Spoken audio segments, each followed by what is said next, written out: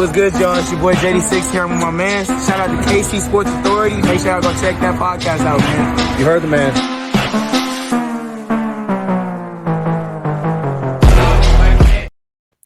What's up, everybody? Welcome to another KC Sports Authority episode. I'm your host, Christopher Tenpenny, and today we're going to be talking some Royals off-season baseball.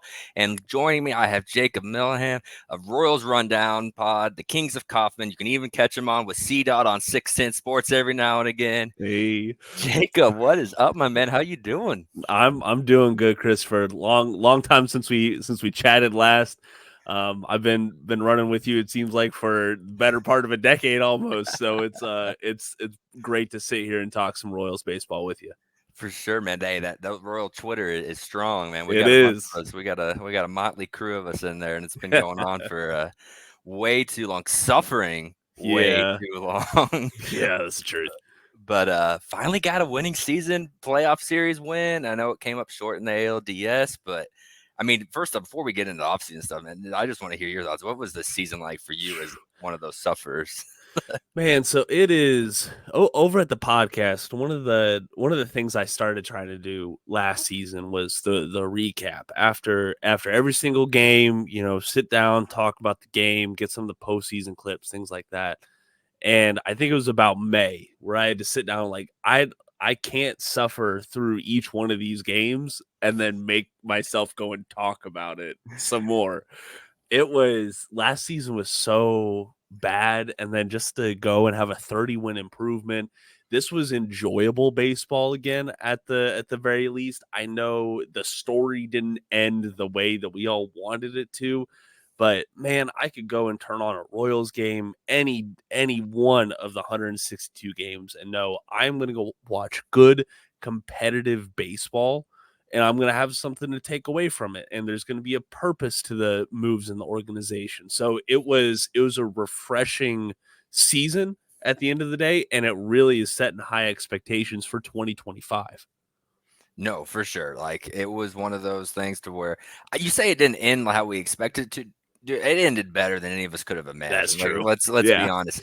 Even the most optimistic ones were like, let's be like 70-70 and maybe get hot at the end, you know? Like, yeah, exactly. Meanwhile, we were, that was the most optimistic Royals fans. Mm-hmm. Meanwhile, they basically held a playoff spot from mid-April ever since that winning streak, 7-game winning streak on. But now they got to build on it. That's the big thing is it can't be, I don't want a 2003 Royals, and as much people love that 2003 Royals team, it's sandwiched between a lot of losing baseball. Yes. Can't go back to that. Now they do have Bobby Witt Jr., which really helps prevent something those teams did not. But I guess I'll just start with the most broad question I can ask. What do the Royals need to do this offseason? What is maybe Jacob's top 2 or 3 things they have to do this offseason? So looking at this, I'm just thinking about the tone that they need to set. Like, first things first, they need to not take their foot off the gas pedal. I think under Dayton Moore, we got so used to having to squint and think of best case scenarios, like, oh yeah, well, if maybe this guy will improve next year and we'll rely on that and da da da. Like, no, that's Picollo and company went out last year and they addressed the rotation to much better success, but they addressed all of their weakest points emphatically, I feel like. So I don't see any reason why not to do that again this year. And of course, we'll talk a little bit more about specific free agent moves and trade talks and stuff like that later on in the show. But I just think setting that tone of, hey, we're not complacent with 86 wins. We want to build further upon this rather than it being a peak for the next 10, 15 years of this franchise. Number 2, I think they need to figure out some sort of way to keep the downtown stadium talk a little bit quieter. That was something, I don't know about you, but the vibe I was getting in the last offseason was just like no one really cared about baseball season because it was all about where the heck is parking going to be at and stuff like that. So If they can keep that on the download, that'd be nice. But I know it's gonna end. It's gonna eventually come up, I'm sure.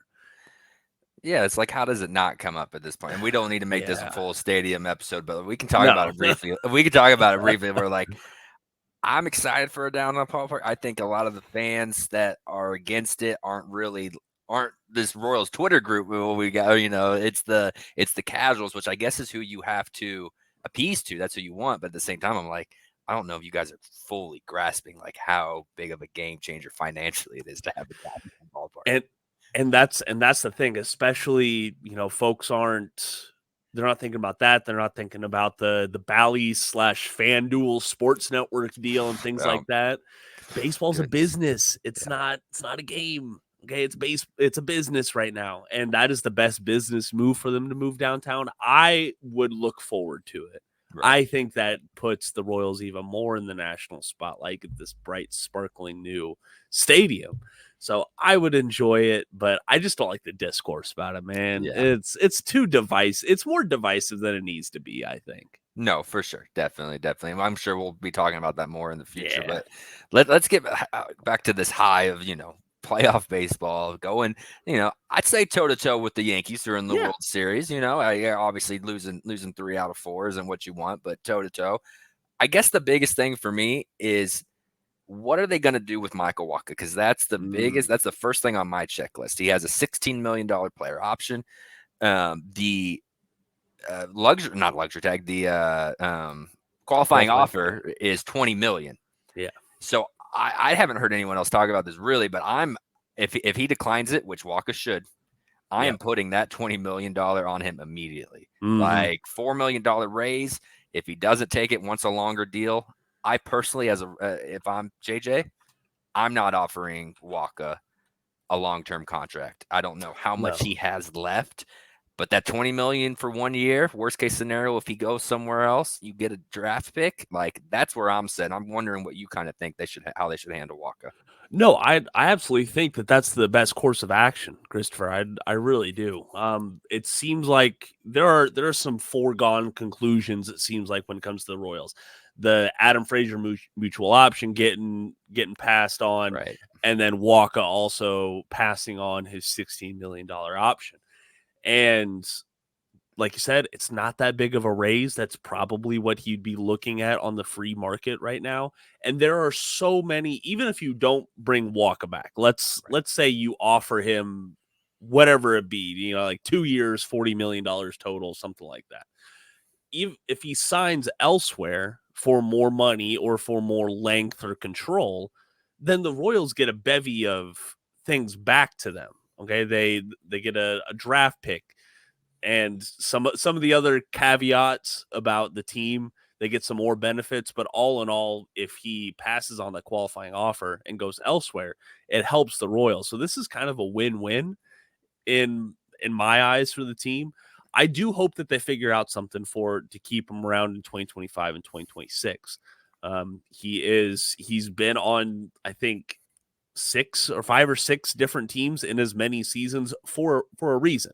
He's gotten better in each one of those seasons, but he hasn't landed that long-term deal in one spot because of like, hey, we saw his fall in St. Louis. When is that going to happen again, or is it going to happen again? So he's not a surefire thing, but with the price of starting pitching on the open market right now, he's going to get paid for at least this year and next. No, definitely. It's going to be one of the more interesting things to follow, and something that the first step should happen rather quickly. We'll know whether or not that qualifying offer is on, or what exactly their plan is moving forward early. So that's at least something Royals fans can look forward to if they're, getting a little baseball hungry in November, early December. Yeah. But let's stay in the starting rotation. So, like, we know Lugo and Reagan's are back. Singer, we can dive it into a little bit deeper here in a moment. But I'm under the impression that he's going to be here. Yeah. Last offseason and even in the middle of the season, I kind of thought maybe he'd be trade bait. I don't know if they're in a position to do that anymore. I don't know exactly what he would garner, but I'm under this that he's going to be in the rotation next year. Yeah, I mean, I think there are 2 certainties that I think you could say about Brady Singer right now. Number one, that he is one of the biggest quote unquote expendable trade pieces from this team right now. Like, if they wanted to trade like Bobby Witt Jr. or something like that, they're going to get a haul for him, but you're not going to trade away Bobby Witt Jr. Right. You can see a scenario where they trade Brady Singer, but also I don't think that they'd trade him. I really don't, unless the right offer presents itself. They're not going to move him. And just imagine if Wacha leaves in free agency and they trade away Singer. And, the Royals got pretty dang lucky when it came to health. Yep. Let's say you lose Lugo or Reagans for an extended period of time. What does that rotation look like? It goes from being the best in the American League this year to like a middling rotation, best case scenario. Like, that's a dangerous game to play, if you ask me. No, 100% is. And that's what, I was under the impression, like you just said, that Brady Singer was expendable, about 6 months ago. That was kind of my feeling about him. Now, all of a sudden, I'm like, you can't, he's not expendable at all. Sure, if someone's going to overpay and give you a left-handed bat with control, sure, that's a trade I'll make. I don't think teams are offering that. I don't think what you're going to get is really going to upgrade the consistency and just the depth Brady Singer has for the next 2 years. Because then, like you said, Brady Singer's gone. Wacha, say he doesn't come back. All of a sudden, Kyle Wright and Alec Marsh and what to do with Daniel Lynch and Chris Bubich. Those are 4 guys that, at times, in Kyle Wright, we don't really know, but at times you might feel really good about, and also at times might have nothing to offer. Exactly. So I don't love that being the plan, or some cheap starting pitcher, Yeah. Not Jordan Lyles-esque, but maybe slightly better. But you get my overall sentiment on what that would look like. Yeah, and I think Brady Singer here or Brady Singer not here, I think they need to go out and look at getting a lower tier starting pitcher just for depth's sake. You can never count on having the same exact 26 guys on the opening day roster playing in all the games for you. So that's Singer is an interesting case. I think, because on the podcast, we're going to talk about the trade stuff. It's a good thing to dream on. If I had to bet on it, I would bet on Brady Singer still being in Kansas City come opening day 2025. That's just the reality.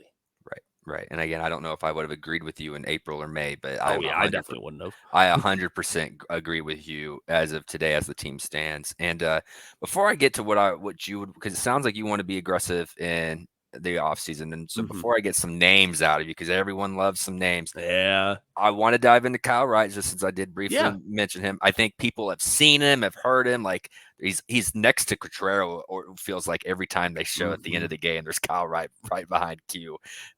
He's a guy that Royals acquired from the Atlanta Braves, only pitched 30 innings in 2023, but was a 21-game winner.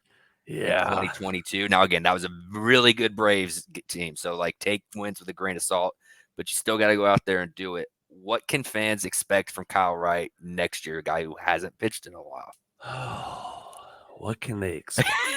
Okay. Hey, we're in the same boat again. That's where I'm at.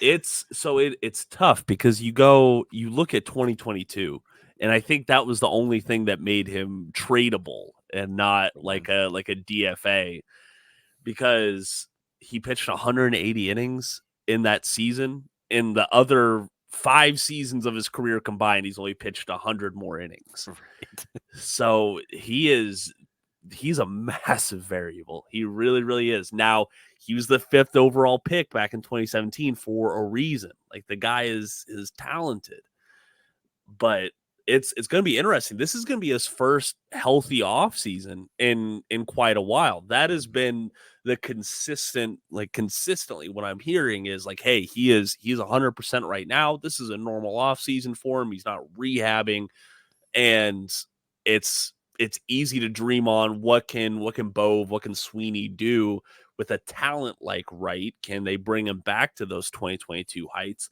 I'm expecting him to be in the rotation.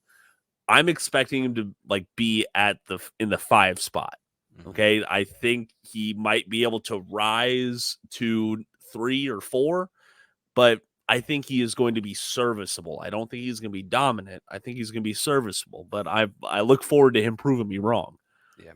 No, for sure. And it sounds like the more we kind of start talking about the pitchers, it more feels like if Wacha comes back, there isn't a lot they're gonna have to do financially. Now, 20 Yeah, million for 1 year to Wacha is a lot, but it is.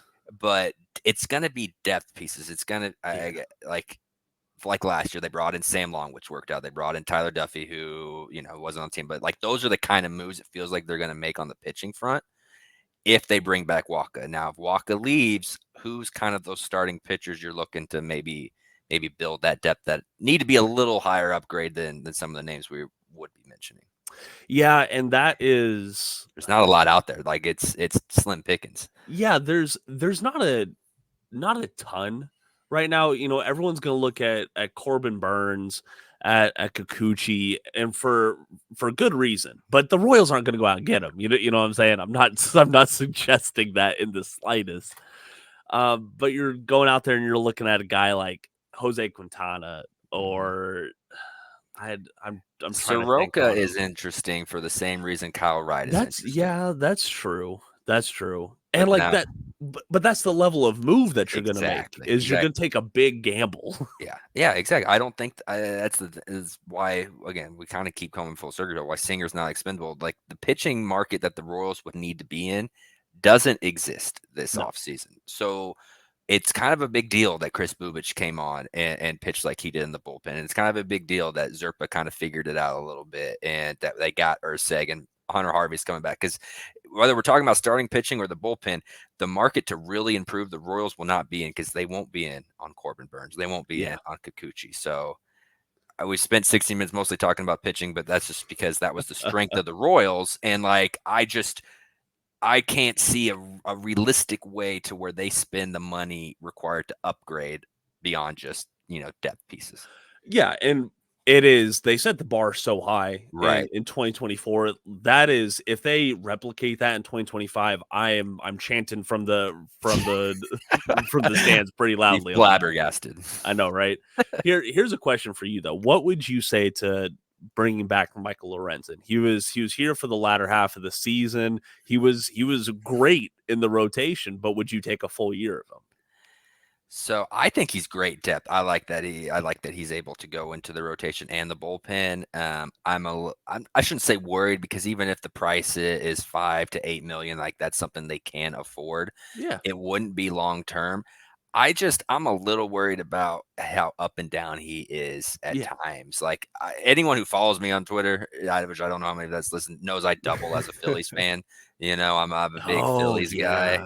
And I watched a lot of him in 2023, and I watched him throw that no-hitter and be buns the rest of the time. Yeah. And I watched him, pitch really well for the Royals and then get hurt and never really be a factor outside of, some mop up time against the Yankees. So like there are some concerns there, but looking at this market, if they said, hey, we're bringing Michael Lorenzen back 1 year, $7.5 million, I'd be like, sign me up.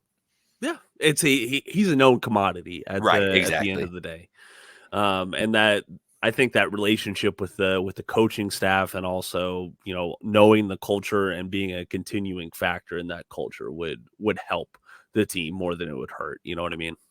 Yeah, exactly. So like, I think he's the kind of guy they like. He's athletic, he's competitive, but he's not like, it's not a move that maybe moves the needle for me as much as maybe it would some other fans, just because he did have 5 or 6 really good starts in the Royals uniform. But let's jump to the offense, because the offense I think is super interesting. JJ himself said they need to get a leadoff hitter and a middle of the order bat, while at the same time expressing interest in keeping MJ out there and what they like from Michael.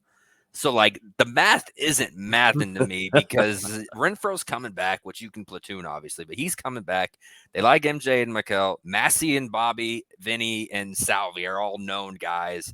They love defense that Isbell provides in Kaufman. Like, what are they doing? Because we all know they need a bat, but they've also committed to the 9 starters at the same time.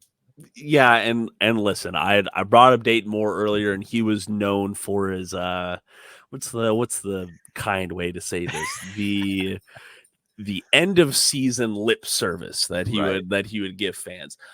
I'm not accusing Picollo of the same thing, but I do think that he was sugarcoating some things, especially when it came to the outfield. Now he was also rightfully like, hey, we're expecting more out of these guys, as you should, especially when, I mean, what you go look at the numbers. The Royals had one of the worst batting outfields in all of baseball. Right. And it really much flew in the face of the team's success, unfortunately.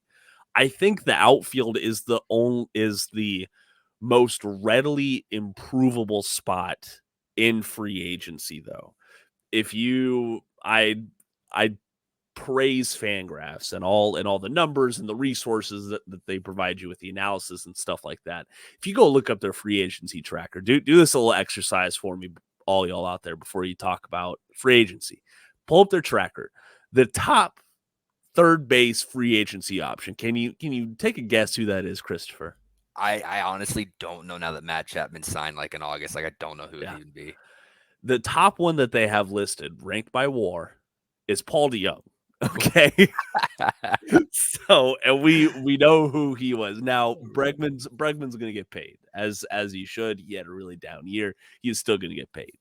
But that's not, the hot corner isn't a spot where the Royals can say like, oh yeah, we can go sign some serviceable guy and he's going to be an instant improvement. No. Now, the outfield, you can see a little bit more. And I think the outfield is a little bit more flexible, if you will. Now, would I love for them to go out there and be in on Anthony Santander and Teoscar Hernandez? Yes, I would love that. But let's take it down a tier or two before we start looking at stuff like that. Even then, I can see a bigger improvement in the outfield as compared to third base. No, for sure. And real quick on the whole Bregman thing, Bregman on his down year was still worth 4.1 WAR according to Baseball Reference. Would have been fourth on the Royals, ahead of Wacha, Singer, and Fermin. Yeah, that's higher than Salvi, higher than Vinny, higher than Massey. So like Bregman's down year is still a really dang good year. So exactly. To echo that point, he is not going to be in the Royals price range, even though it is a little bit of a pipe dream for some fans out there. Yeah. But yeah, no, I think the outfield is better to attack. What do you think about a Tyler O'Neill? Because I've seen fans talk about Santander and Hernandez, and I'm like, guys, I know the Royals spent money in 2023 offseason. Like, I get it. They still aren't in that price range. Like they aren't going to give, $80 to $100 million contracts to these guys. So we got to look at other options. Now, O'Neill's a guy, to me, he screams a little bit 3 for 45, which is a lot for Royals, but also that's what they gave Lugo. Yeah. Is he someone that would even be interested in coming to Kansas City, or the Royals should look at? So I think they should absolutely look at him. He's coming off of, he is looking to get paid. Okay, he's coming off of getting paid a little south of $6 million in his final arbitration year. I'm not a fan of his glove personally. Right. But that's not what the Royals need right now. They need bats. Okay, we can deal with a little bit of defensive, average, below average guys if it comes with an above average bat. I feel like the scary thing is 2024 wasn't even the best season of his career. I do recall he had a much better year with the Cardinals, but he's also had some pretty low lows. At the end of the day, if you can take that gamble, I think 13 to 16 million annually is a good spot to be in for Tyler O'Neill. That 3-year range that you brought up, though, Christopher, is about where I would be. 4 years is a pretty big gamble for me. He's going to be actually 29, on opening day. So he is one on the younger end of the free agency pool, but I don't know, man. He's just really volatile. He really is. Battles a lot of injuries. Never really plays a full season, and the Green Monster scares me. Like that's a for a right-handed power hitter like him, that's going to boost your doubles and homers. Like it just is what it is. Yep. That ain't the case out left field for Kauffman Stadium. So that's what. Like again. It's fun to be excited. It's fun to go through these names to upgrade. It's fun for JJ to be like, hey, we need these bats. I just really don't see it. Like, I'm seeing like Mark Canna and Jesse Yeah. Winker, and like those are the names I'm looking at, which are like, a little better than Adam Frazier and Garrett Hampson, but those, similar type of moves, which isn't going to get fans excited, isn't going to get the casual sports radio announcers in Kansas City to say, hey, the Royals just signed Mark Canna to a 2-year, $15 million a year with a player option. Like, no one's going to get excited about that. Like, No. you and I may dive into, be like, hey, this dude has an on-base percentage, yada, yada, yada. I don't know if that move's coming this year. Do you? I don't believe it is. Yeah. I really don't. I think they are going to focus, rightfully, I think they're going to focus a lot of time and resources on the pitching end. I really think that they will. And frankly, I think the outfield was so bad that even if you go get a one WAR guy, how that's an instant improvement over MJ Melendez. Unfortunately, like that's just the reality of it. They're not gonna garner headlines, and I'm not gonna be buying their 2025 All-Star jersey or nothing like that. But at the end of the day, it does make the team better, I guess, if you squint and look at it, because you bring up Winker, and he's a guy that I've heard a mixed bag of reactions on. But man, you point to the statistics, you point to the track record of success. Like, that's a guy that I would welcome with open arms in Kansas City. But like you said, he's not going to be the guy to put 20 over the wall or be like even a middle of the order bat. Like, he's going to be down the order a little bit. Yeah, exactly. So I don't see it out there, and I'm not trying to be the damper. Like, you said, no, you're being realistic, man. Right, exactly. And it's just how it is. Sometimes being the realistic guy after such a big turnaround is hard to do, because you just have dreams of 2014 and 15 again. It's like, how they did that? They hit on Kendrys Morales. Let's first, like, they lucked in on that, but on that, the guys that they had grew. And like, I don't think JJ wants to say it, but if they're really going to need to take that step, Massey's going to have to grow even more. Vinny's going to have to be available for 162. Michael's going to have to stop hitting the ball in the air, and MJ's going to have to tweak his swing to where he can go to left. Like, that's just what's going to happen, unfortunately, because they're not going to get, like, if they got Anthony Santander, or even if they were in a report, if like MLB rumors or like Jeff Passan was like, the market's heating up for Santander, here's the list of teams, and the Royals were one of the teams, I would be ecstatic. Like, I don't even know if we're getting to that point, No, like, not quite. So I'm just trying to set the realism that you're even in on the pitching. I'm not even like, unless Wacha's like, if they don't get Wacha, I'm not sure what big move they're going to get. I don't know if they can afford to go get some of those guys. So I'm almost looking at trades on the margins that they could make. Have you had a chance to, do you have a guy that you would be like interested in? That, I'm not saying you have to name exactly what the Royals would give up, but just a guy that the Royals should have circle that would improve this roster. Genuinely? Yeah. No. Okay. And it's because I've been getting stuck on one thing so much. So right now, if Royals fans are going to be weird about if they trade away any of their everyday MLB guys. Okay, they are like. Do you remember the reaction to the Vinny Pasquantino trade rumors from last offseason? You remember that? Yeah, and because I was for it, and everyone was like, "You're crazy." I was like, "Jesus Luzardo's a dog, man. He is. Like, get him in here." So yes, I remember that. But if you want to get the team better, well, I mean, a trade is a trade for a reason. You got to give up something to get something. Right. And the Royals are in an interesting spot where they have this log jam of talent in the farm system that is from the previous regime. Like, if you follow along with this pipeline at all, there's so much talent in it's getting better. It really is, believe it or not. But a lot of it is in like high A or just starting to get into double A. You look at triple A there's not a whole lot you can hang your hat on. A lot of 28, 29-year-olds in AAA. Exactly. There is going to be some team out there that frankly needs those guys. It's they are going to have an opportunity to play a quadruple A guy every single day. And I know we're all scared of the Ryan O'Hearn to Baltimore story. That is the exception, not the rule. Exactly. It really happens. is. You can't live your life being feared of someone else having success somewhere else. Exactly.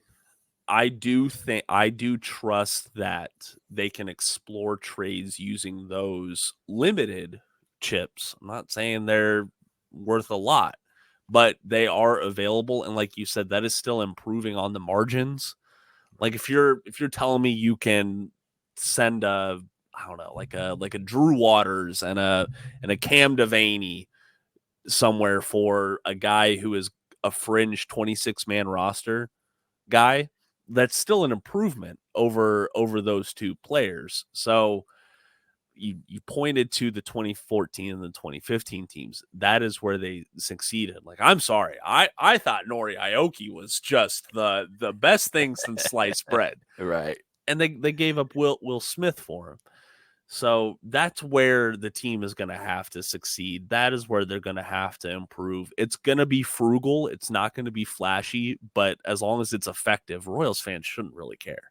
No, you nailed it right there. Like and it's going to take a little bit the fans to get into that mindset because Royals haven't been transactional, but yeah, I'm not saying they're going to be the Rays. Like I think yeah. that was a big concern of mine with Q because I do not like how the Rays operate. Like I like it in doses. I do not like the entire foundation built on it. Like I think it's a big reason why they lost the 2020 World Series. I think it's a big reason why they can't get fans in the seats other than the location. The location of the stadium out there sucks. But like it is terrible. I think there's a lot of reasons for their shortcomings based on that. But they do a lot of good things. They have they have a good scouting. They have a lot of overturn. The Royals need to adopt some of what the Rays do. And so I am confident that there are going to be more of those marginal moves. Mm-hmm. I am going to give you a name that I have Let's hear it. Basically convinced myself he's a Kansas City Royal. If you ask All right, let's hear it. I think Lars Nootbaar needs to come to Kansas City. Really? I hadn't thought about that. Because the outfield is so. First off, Cardinals are going through kind of I don't even know if it's going to be a rebuild, but a philosophy change. Yeah. On how they scout, how they play baseball. They have too many outfielders. They got Jordan Walker. They love this Siani kid who can play center, and Victor Scott, both center fielders. They have Bertelson, Donovan. Like, I think Lars Nootbaar, even though he's kind of a fan favorite, may be a little older, may not have enough power and see his way out. Yeah. For a team trying to get younger. He hit 244 this year, which is not great. His OBP still would have been second on the Royals. Wow, that's insane. That's insane. He can play center against righties or against tough lefties. He can, when you need to sit Isabel, because he can still work a walk. Mm-hmm. And then he can platoon with Renfroe and play right field against righties. Yeah. So like he can be an everyday player. I don't know what the Cardinals would ask for him. I don't know what they would either. That's where I get stuck on, because it would have to be one of the younger kids that they do like. Yeah. So it would be a little pricier than I think some of us nerds into the prospect pool would want. Probably so. But I think that he just does a lot of things the Royals need. He would bat leadoff against righties. And it's valuable. Like that's, again, and he, as much as we love Isbell, he can play center against a tough lefty just because of the ability to work a walk. I don't know. Again, I've convinced myself that that's the guy that they have. Josh Lowe is another guy I've looked at a little bit for the Rays. Like, I'm hell bent on a left-handed bat outfielder. Yeah, and there aren't a lot of those options, but I didn't know if you had anyone. I had to get my my guy, I guess. I don't even know how I became a Lars Nootbaar. It's about a week development, but all of a sudden I'm a big Lars Nootbaar guy. Listen, that is how the offseason goes for us baseball nerds. And it is, I don't know, man. There is, if you want to go in and you want to look at the pool, I go through so many filters, man, personally. Like, I haven't even started looking at like teams. Like, I think I just started looking, and I feel like, hey, I think the Royals and the Reds are good trade partners. Right. But like, okay, what does that trade look like? Do the Reds have what the Royals need, and vice versa, for sure? it's an interesting spot to be in, and I know for sure that this team, that this organization is ready to go for the winter meetings, and I'm ready for the hot stove to include the Royals name. Like I'm just happy about that, man. Yeah. No, it is definitely something I'm looking forward to as well. Do you have any other thoughts, any other names or anything you want to discuss before we get out here? Well, it doesn't have to be, it can be still Royals players for next year. It doesn't have to necessarily be out of the organization. So there are a couple of free agent notes Okay. that I want to talk about. Torres, I know he's been a guy that Royals fans have been not clamoring for, but saying like, hey, maybe he's the guy to come in and fix offense and stuff like that. I don't see it personally. I think he would improve the team for sure, but I don't think he fits in Kansas City. I don't know. Just from what I have heard, I don't think that he has high value in Kansas City in comparison to the free agent contract that he's going to get elsewhere. I don't think that move happens. You can keep dreaming on it. And if I'm wrong, I'm wrong, but I don't see it happening. And also, I cannot believe I'm saying this. Whit Merrifield is not going to be the solution to Kansas City's woes. Yeah. Okay, folks, it's not happening. Twitter too much, man. Yeah.